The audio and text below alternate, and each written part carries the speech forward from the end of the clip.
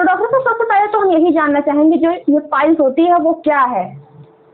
Piles एक ऐसी बीमारी है जो कि लाइफस्टाइल डिजीज कही जा सकती है। अगर आप ये मान के चलें कि हम अपनी अगर लाइफस्टाइल में खान पीन को ध्यान नहीं देते, एक्सरसाइजेस पे ध्यान नहीं देते हैं और टाइमिंग का ध्यान नहीं देते कि किस समय हम खा रहे हैं, कितना खा रहे हैं, क्या खा रहे हैं, तो एक हमारा एक्स्ट्रा एब्डोमिनल प्रेशर क्रिएट होता है और जो एब्डोमिनल प्रेशर होता है वो जाके हमारा एनोरेक्टल रीजन यानी कि हमारा जो जिधर से वैकेट होना है, हमारा स्टूल लैट्रिन जाना है, निकलना है बाहर, तो वहाँ पर एक प्रेशर क्रिएट होता है और वो प्रेशर इतना ज़्यादा हो जाता है कि वहाँ की जो नसें होती हैं वो फूल करके बाहर आने की कोशिश करती हैं और कई बार उनमें दर्द, चुभन, गड़न और उसमें फटन यानी फट जाना भी हो जाता है। तो इसी समस्या को हम पाइल्स का कहते हैं, ये पाइल्स है। और कुछ कंफ्यूजन आपको अगर हो सकता है कि पाइल्स के अलावा भी फिशर्स भी ऐसे ही होते हैं, कुछ उसमें भी कट्स होते हैं, ब्लीडिंग्स हो जाती हैं, तो हम कंफ्यूज हो जाते हैं कई बार कि पाइल्स है कि बवासीर है या फिशर है। सो पाइल्स एक लाइफस्टाइल डिजीज है। जैसा कि मैंने आपको बताया कि प्रेशर अगर कॉन्स्टिपेटेड पर्सन है, कब्जियत है किसी को और प्रेशर कॉन्टिन्यूस पड़ रहा है तो वो जनरेट हो जाता है। तो सर ये जो पाइल्स होती है क्या वो हमारे खराब खान पान की वजह से ही होती है या फिर इसका कुछ और ही कारण है? जी बिल्कुल। जैसे अगर हम ये देखें कि हमें जो एनर्जी चाहिए होती है वो दिन के समय चाहिए होती है और ज़्यादातर हम क्या करते हैं कि सारे काम अपने दिन भर पूरी दिनचर्या में लगाते हैं, कभी काम करना है, बाहर जाना है, दौड़ना भागना है, तो हमें एनर्जी की आवश्यकता दिन में है। तो अगर हम दिन में खाना अच्छे से खा रहे हैं, ठीक से खा रहे हैं, कितना भी खाना खा लेते हैं तो हमारा डाइजेस्टिव ट्रैक उसको एब्जॉर्ब कर लेता है और अच्छे से डाइजेस्ट हो जाता है। बट कई बार हमने देखा है कि हम लोग डिनर को भी रात में जो खाना खा रहे हैं वो भी इन अ हैवी मैनर खा रहे हैं because there is no need of any energy that time. So वो कई बार क्या होता है कॉन्स्टिपेशन या कब्जियत का कारण बनता है, जिसकी वजह से अगर ठीक से आदमी फ्रेश नहीं हो पा रहा है तो एक प्रेशर पड़ता है और नीचे जाकर के जब प्रेशर ज़्यादा क्रिएट होता है तो एनोरेक्टल रीजन में जो वेसल्स हैं उनके ऊपर प्रेशर पड़ने की वजह से वो सूजने लगती हैं और कुछ गुच्छे के रूप में या सूजन के रूप में आपको महसूस होने लगती हैं। तो इसी से हमारे खान पीन की वजह से या कॉन्स्टिपेशन कब्जियत की वजह से ज्यादातर ये होता है। मतलब ये कह सकते हैं अगर हमारा पेट भी नहीं साफ होगा तो हमें पाइल्स की समस्या हो सकती है। बिल्कुल। अच्छा डॉक्टर साहब ये बताइए पाइल्स कितने प्रकार की होती है? बेसिकली आप अगर देखें तो दो तरह की पाइल्स होती है, एक एक्सटर्नल पाइल्स है और एक इंटरनल पाइल्स है। जनरली क्या होता है जो इंटरनल पाइल्स है वो अगर हमारे एनोरेक्टल रीजन के इंटरनल पार्ट से उसके प्रेशर की वजह से कुछ वेसल्स वगैरह सूज के बाहर आने की कोशिश कर रही हैं, वो चार तरीके से होती हैं। एक तो अंदर सूजन हो रही है, थोड़ी सी हो रही तो वो आपको नहीं दिखाई देने वाली, फिर थोड़ी और ग्रेड बढ़ता है, सूजन और थोड़ी सी बढ़ जाती है तो भी बाहर नहीं आ रहा है, तो भी सूजन है, दर्द है, थोड़ा बहुत चुभन है, आपको पता चल रहा है। लेकिन एक स्टेज, थर्ड स्टेज आती है जिसमें इंटरनल पाइल्स में कि वो बाहर भी आता है कुछ हिस्सा हमारा वेन्स का, जो वेसल्स का, लेकिन वो फिर से बाहर आने के बाद चला जाता है अगर प्रेशर कम हो। और कई बार ऐसा होता है कि वेसल्स बहुत ज़्यादा बाहर आ जाती हैं और वो बाहर नहीं, अंदर नहीं जा पाती इंटरनल पाइल्स में, तो उनको हमको प्रेस करके अंदर करना पड़ता है। तो this is internal piles. But कई बार क्या होता है कि आउटर एरियाज में भी हमारे कुछ ऐसी वेसल्स होती हैं जो स्किन पे होती हैं, तो वो उसके प्रेशर की वजह से, इंटरनल प्रेशर की वजह से एक्सटर्नली भी वो पॉप आउट हो जाती हैं, तो कई बार वो भी तकलीफ देती हैं। तो this is called external piles also. तो internal piles and external piles दोनों एक साथ भी हो सकते हैं, अलग अलग भी हो सकते हैं। अच्छा डॉक्टर साहब ऐसा देखा जाता है कि जो पाइल्स है उसको 4 भाग में बांटा गया है, तो ये बताइए क्या होम्योपैथी में इसका इलाज संभव है? बिल्कुल है।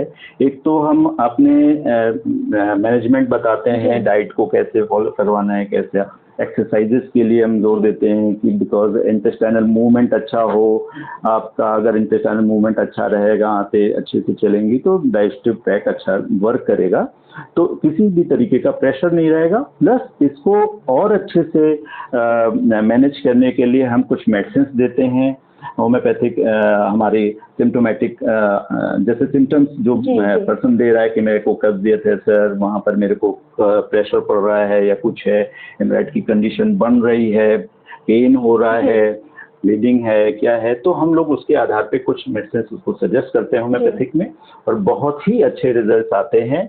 और सर्जरी की जो आगे चल के आवश्यकता होती है, कई बार हम उसको अवॉइड करवा देते हैं बाय द तो डॉक्टर साहब, अच्छा, जिसका अगर पाइल्स सही नहीं हुआ दवा से, तो क्या उसको आगे चलकर होम्योपैथ में सर्जरी भी होता है? होम्योपैथिक में तो सर्जरी नहीं होता है, जी। लेकिन हम होम्योपैथी में सर्जरी से बचाने के सारे उपाय कर जी। देते हैं।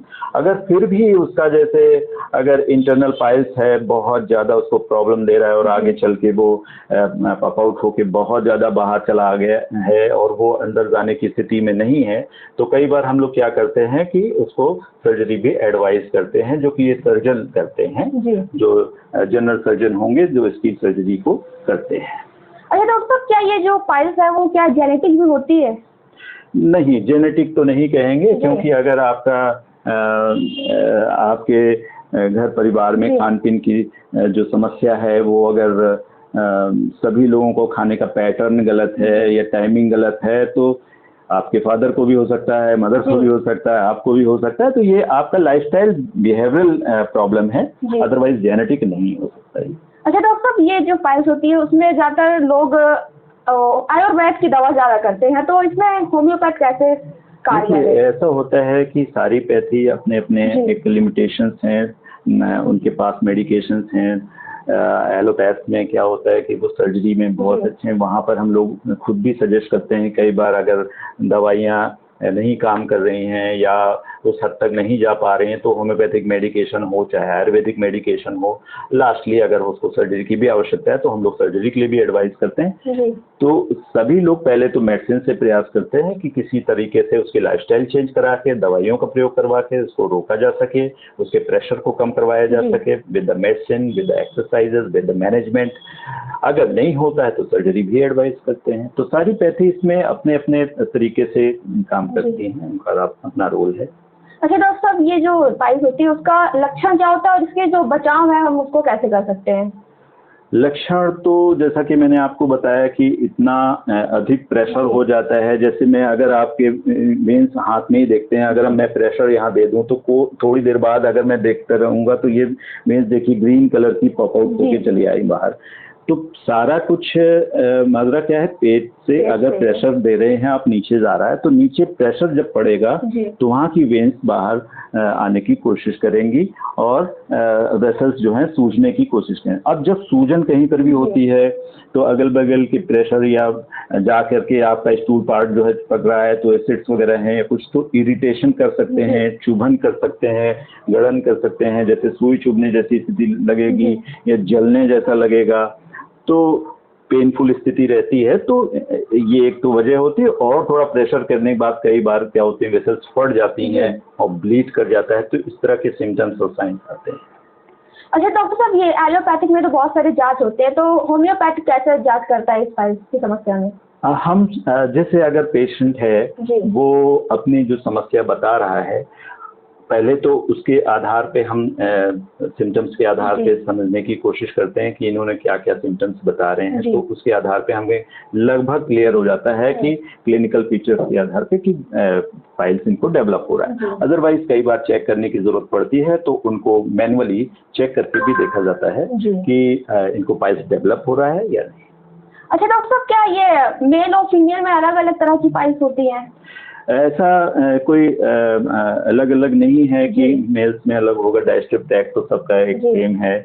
बट क्या होता है कि कई बार प्रेगनेंसी के केस में थोड़ा सा क्या होता है, एक्स्ट्रा एब्डोमिनल प्रेशर बढ़ जाता है, तो उसमें कई बार मेल से ज़्यादा संभावना कई बार महिलाओं में हो जाती है, और खाना पीना उनको अच्छा रहता है, अधिक रहता है। उस समय प्रेगनेंसी के टाइम में वेट ज़्यादा बढ़ जाता है, मान लीजिए कि वो 50 किलो की लेडी है तो 60 किलो का उसका वेट, एब्डोमिनल प्रेशर बढ़ रहा है तो पूरी बॉडी का वेट बढ़ रहा है, तो एब्डोमिनल प्रेशर बढ़ने की वजह से नीचे का जो रेक्टल रीजन का पेन प्रेशर है वो और ज़्यादा बढ़ने की वजह से इन उनको पाइल्स की समस्या या आगे चल के इसी तरीके जो सिराएं हैं वो आगे नीचे प्रेशर में रहती हैं तो नीचे वेरिकोज वेन वगैरह की समस्या आती है। तो हाँ, ये कह सकते हैं कि ज़्यादातर महिलाओं को प्रेगनेंसी के समय में पाइल्स की समस्या आने की पूरी संभावना रहती है। अच्छा डॉक्टर साहब, क्या ये एक उम्र विशेष को होता है या फिर कोई भी उम्र के लोग को पाइल्स हो सकती है? ये कह सकते हैं कि आजकल तो मैंने देखा है कि जो हमारे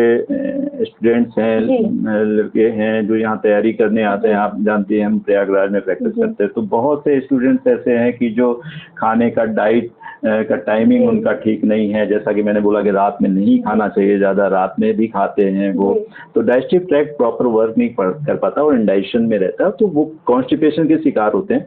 तो आज की डेट में तो मैंने ये देखा है कि अगर ओल्ड एज में जा करके हमारे इंटेस्टाइनल मूवमेंट रिस्ट्रिक्ट हो रहे हैं या कम हो रहे हैं तो वो तो चलो ओल्ड एज की वजह से, बट हमारी जो खान पीन के स्टाइल है या टाइमिंग है वो डिस्टर्ब होने की वजह से कई बार बच्चों में भी जो 20 साल के हैं, 19 साल के हैं, 18 साल के हैं, उनमें भी पाइल्स की समस्या आ रही है।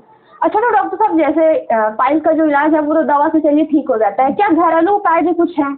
घरेलू उपाय जैसा कि मैंने बताया कि आपको फाइबर डाइट ज़्यादा लेनी चाहिए, फल सब्जियां, सलाद, जूस, पानी का प्रयोग ज़्यादा करवाना है और कोशिश ये करना है कि आप एक दिनचर्या में अपनी, जैसे अगर सुबह उठते हैं तो एक मॉर्निंग वॉक करें और समय पे अपना, जैसे अगर ब्रेकफास्ट लेना समय पे ले लें, फिर लंच को अच्छे से करें, हर चीज़ का प्रयोग करें, उसमें अपने फाइबर्स को भी खाएं और सलाद का भी प्रयोग करें खूब अच्छे से।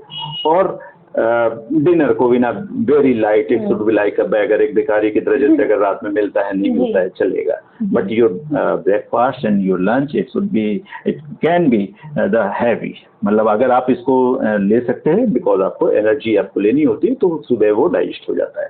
तो हमारी लाइफस्टाइल में अगर ऐसा करते हैं तो सही है। अच्छा डॉक्टर साहब, एक्सरसाइज से बहुत सारी बीमारियां ठीक होती है, क्या पाइल्स भी ठीक हो सकती है एक्सरसाइज से? 100%। प्रेशर अगर आपने कम कर लिया है, किसी भी तरीके का प्रेशर आपने नहीं दिया है तो ये रिवर्ट बैक भी हो जाती है। अगर आपकी जो वेसल्स हैं उसमें प्रेशर नहीं आ रहा है तो वो बैक भी हो जाते हैं। 90% केसेस में बैक भी हो जाते हैं। हाँ, बहुत ज़्यादा अगर वो बाहर पॉप आउट होकर के बाहर चला आया है तो फिर सर्जिकल केस भी बन जाता है कई बार। अच्छा डॉक्टर साहब, ये जो पाइल्स होती है उसके नुकसान क्या क्या होते हैं? नुकसान इस तरह के हैं कि आप समझिए कि आपके शरीर में 4.5 से 5 लीटर खून है, ब्लड है, और हमारा जो हमारा कार्डियोवैस्कुलर सिस्टम है, हार्ट और वेसल सारी, उनको हर समय 5 लीटर खून चाहिए। अगर हमारे बॉडी के किसी भी अंग से, किसी भी पार्ट से अगर लीकेज हो रहा है तो हमारा ब्लड का लेवल कम होता जाएगा, तो हम इस कंडीशन को कहते हैं हाइपोवॉल्मिक कंडीशन हो जाती है। तो हमारा हार्ट पे डिस्टर्बेंस हो सकता है, या वॉल्यूम डिस्टर्ब हो रहा है तो और ऑर्गन्स पे प्रॉब्लम आ सकती है, एनीमिक हो सकते हैं, खून की रक्तचालकता होती कमी हो सकती है। तो इससे बहुत सारी समस्याएं एक साथ आ सकती हैं। इसलिए ये ज़रूरी है कि श्योर रहें कि अगर बॉडी का आपका ब्लड कहीं से लॉस हो रहा है तो उसको स्टॉप होना चाहिए। जी।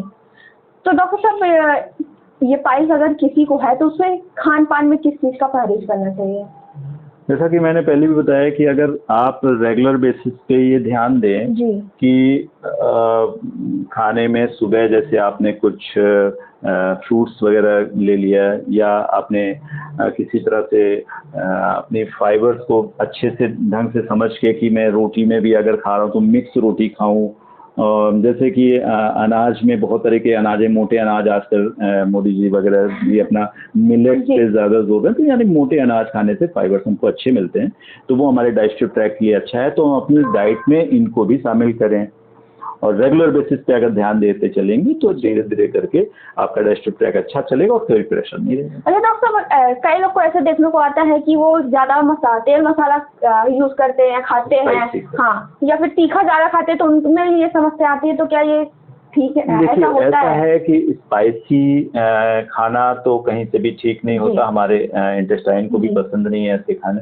लेकिन अगर हम वंस इन अ वाइल कभी अगर हम खाते भी हैं तो इन अ लिटिल मैनर, मतलब हम अपने स्वाद के लिए कभी कभार ले सकते हैं। भाई किसी शादी ब्याह में गए, कहीं मिल गया तो उसकी क्वांटिटी कम लें और इतना ना ले लें कि हमारा डाइजेस्टिव ट्रैक उसको इरिटेशन मान करके अपने पूरी म्यूकस लेयर को हटाने लगे, या किसी भी तरीके की स्पाइसी वो लेने से आपको और भी समस्याएं जनरेट हो सकती हैं, जैसे अल्सर्स वगैरह डेवलप हो सकते हैं, क्योंकि म्यूकस लेयर पूरी आंतों की वो हटाने लगते हैं इस तरह के स्पाइसी फूड्स वगैरह।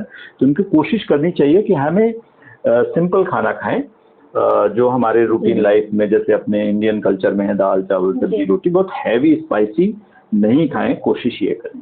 अच्छा डॉक्टर साहब, जो जिनकी डाइट सही होती है, जो टाइम से ठीक खाना खाते हैं, तो उनको भी इस तरह की समस्याएं हो जाती है, तो इसका पीछे का कारण क्या हो? ऐसा होता है कि कई बार हमारे कुछ मसल फाइबर्स वगैरह कुछ लोगों के ऑलरेडी जेनेटिकली कुछ बनावट ऐसी होती है कि उनका प्रेशर थोड़ा सा भी बढ़ेगा तो वहाँ पर एक्सटर्नल पाइल्स होने की पूरी संभावना रहती है। तो कुछ लोगों के मतलब शारीरिक गठन में ही ऐसी कुछ प्रॉब्लम होती है जो कि इसको जन्म देने में सहयोग करती है। तो ये एक मान के चलें कि हमारा जो शरीर का बनावट है, जो एनोरेक्टल रीजन के एरिया में स्किन वगैरह है, वो या मसल्स हैं जो कि बहुत ही टाइटली प्लेस्ड हैं, जिसकी वजह से इसका प्रेशर कई बार क्रिएट हो जाता है, वो वहाँ पर भी बन जाता है। अच्छा डॉक्टर साहब, ये बताइए कि एलोपैथ से कितना कारगर है पाइल्स की समस्या में होम्योपैथ?